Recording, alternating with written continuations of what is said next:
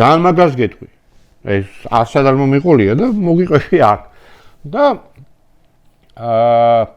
2002 წელს ასან აბაშიძემ დამიბარა მე იქ აჯარაში. ჩავედი მე იქ და მითხრა რომ შემომთავაზა რა რომ შევშვებოდი ამ ყველაფერს აქაურობას და იქ გამეკეთებინა მულტფილმი ლომზე, მელიაზე და მესამე ვინმეს მოვიფიქრებ თუ ანუ ჯერ მიშაზე ჩამოყალიბებული არ ქონდა ვინ უნდა ყოფილიყო მიშა ანუ რა ვიცი რაღაც ეგეთი მაგრამ ნუ მელია და ლომი თვითონ და ედიკა უნდა ყოფილიყო ედიკას პერიოდია და მელა თეთრი ხო ნუ მე რა თქმა უნდა ხა ისეთი ცოტა რთული ეგ ცოტა ძელი ისტორია არის და საბოლოოდ გაირკვა ის რომ მე მითხრეს უბრალოდ რომ ვიცი არა ხო რავი მოვიფიქრებ რა და მე გამიყვანა ერთმა და მithხოვა რას მოიფიქრებო ბიჭო ხალხი ჩამოდის რომ უხლებზე ჩოქებიანო და იმაშოვია თხოვენო სამსახურს დაიმასო და შენო აგერ თვითონ ჩამოგიყვანაო და ისაო და როგორო და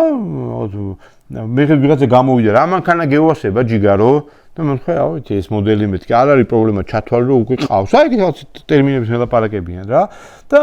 ძალიან დაბნეული ვარ რა და უცებ მანქანა უთხრა ბატონო? რა მანქანა უთხრა? ნუ აი მაშინ მე ფაგული მანქანა პეჯო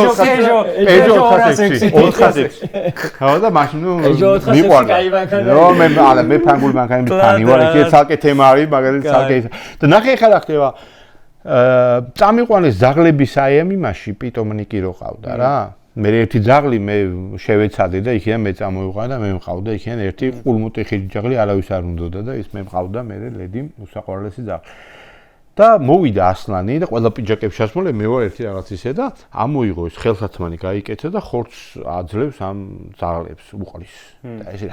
ჭამენ და შემოუტრია და ამ ხალხს და ესეთი წინადადება უთხრა რა თამათ არ გეგონოთ რომ საჭმელი აკლიათ უთხრა უბრალოდ მე ყოველ დღე მოვდივარ და მე თვითონ ვაჭმევ იცით რატო უნდა იცოდნენ ვინ არის ამათი პატრონი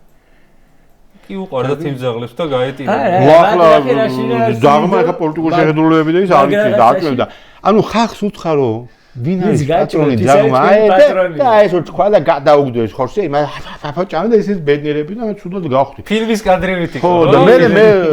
ხო და მიუხედავად იმის ნუ იქ მითხრეს რაღაც ამბერ ფულს მოგცემს ამასams იმასams რაღაცა მაგრამ ნუ ჩემთვის ეგ მიუღებელი იყო და მე ვთქვი უარი.